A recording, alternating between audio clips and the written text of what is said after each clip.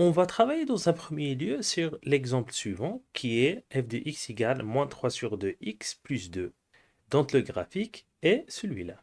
Alors tu as sûrement déjà appris que la pente c'est égal à la distance verticale sur la distance horizontale. Dans n'importe quelle situation dans la vie réelle, si on veut savoir l'inclinaison, il faudra mesurer la distance verticale et diviser sur la distance horizontale.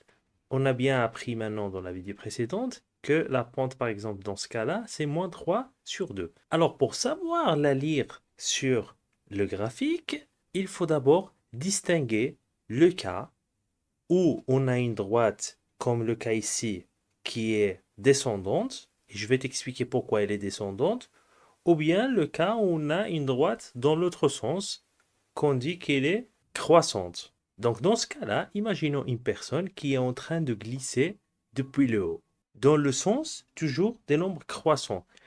Dans ce cas-là, on parle d'une pente négative. Dans le cas contraire, ça veut dire quand on a une droite qui fait comme ça, si on imagine une personne qui va avancer toujours dans le sens des x croissants, ici la personne, elle va devoir monter. Ça veut dire qu'ici, la pente, elle est positive. Maintenant, comment trouver la distance verticale et la distance horizontale pour remplacer dans la formule de la pente qui est distance verticale sur distance horizontale. Alors, il faut toujours choisir deux points sur notre droite facilement repérables. Ça veut dire qu'ils se trouvent sur les sommets des carrés. Donc, par exemple, je ne vais pas prendre ce point-là.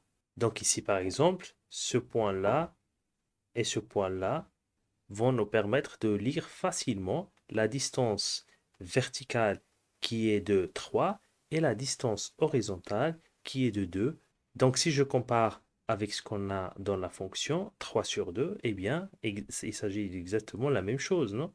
3 verticales sur 2 horizontales, donc 3 sur 2, avec un signe moins parce qu'on a dit que la pente, elle est négative.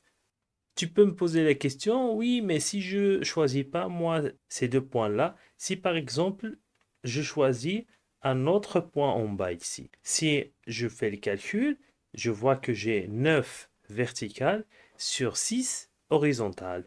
Mais 9 sur 6, si on simplifie, ça fait aussi 3 sur 2. Donc, peu importe les points que tu choisis, si tu ne fais pas d'erreur, tu vas trouver exactement la même chose.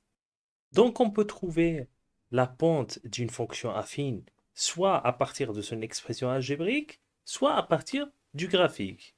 Mais il y a aussi une troisième manière dans la situation où on ne te donne pas son expression algébrique, on ne te donne pas non plus le graphique, mais on te dit tout simplement que c'est une fonction affine et on te donne deux points pour lesquels ta fonction passe. Donc dans ce cas de figure, tu dois connaître la formule qui est la pente égale à la différence entre les images, ça veut dire ici c'est 5 et 2, donc tu fais la première image moins la deuxième image, divisé par la première préimage qui est moins 2, moins la deuxième préimage qui est 0.